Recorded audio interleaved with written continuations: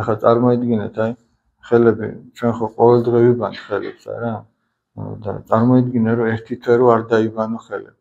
რა მდგომარეობაში იქნება, ერთი წელი რო არ დაიბანო, ხო როგორი შავი იქნება და ჩვენი სულიც ესეა. როგორც ხელებისთვის არის წყალი, ისე სულისთვის არის ეს აღსარება. ამითი ადამიანი თავისი გულიდან იმ ყველაფერს, რაც იქ არ მოსწონს, გამოიტანს. და რაც გამოიტანს, იცი? აი მაგალითად, ახლა თქვენ 2 კლასი ხო ხართ აქ? მე 9 და მე 10, ხო? 9 და აი წარმოიდგინეთ ახლა კლასი, სადაც ჩვენ გვაქვს ესეთი თვისებები. ვართ ამპარტავნები. ამპარტავნება ხო იცით რაც აი ჩემს თავზე დიდი წარმოდგენა რომ მაქვს და სხვა რო არაფრად მიმაჩნია. დავუშვათ ამპარტავნები ვართ. ვართ ეგოისტები, მარტო ჩვენს თავზე ვფიქრობთ.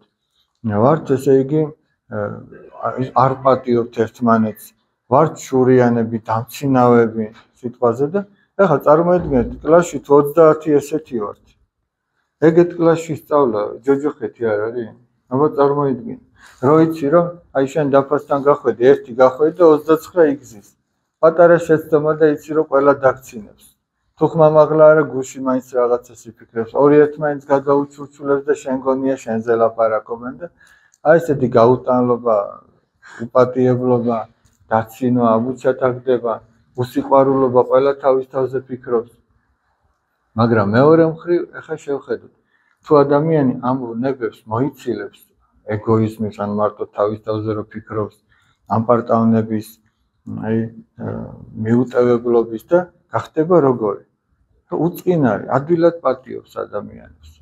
ამპარტავანი კი არ არის, არამედ თავმდაბალია. იტყვის რომ აი ეს ჩემი ბრალი იყო. შენი ბრალი კი ეს ჩემი ბრალია რაღაც რო დაშავდა. დავუშვათ შენ თუ რაღაც გეშლება, მე ადვილად გპატიობ. თუ ერთი გამოდის დაფასთან და ეშლება, ის 29 წუხს ამის გამო. არამც თუ სიცის ვერ ბედავს, იმიტომ რომ უყვართ, იმიტომ რომ ის 29 ფიქრობს, რომ ეხა ჩვენ ვდგევართ იქ. და როგორც მე მინდა რომ მომექცნენ, ისე უნდა მოვექცე. და წარმოიდგინეთ ეგეთ კლასში სწავლა. არ არის ბედნიერება? აი წარმოიდგინეთ, ყველა რო ერთმანეთზე ფიქრობდეს. აი როგორ კლასში სწავლა უკეთესი იქნება, წინ რო დავახასიათეთ თუ ეს მეორე. მეორე თავისთავად ცხადია.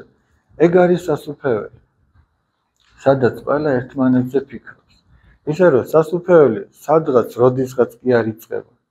სასუფეველი აი აქ ჩვენ შეგვიძლია რომ შევქმნათ ეს მდგომარეობა ესეთი.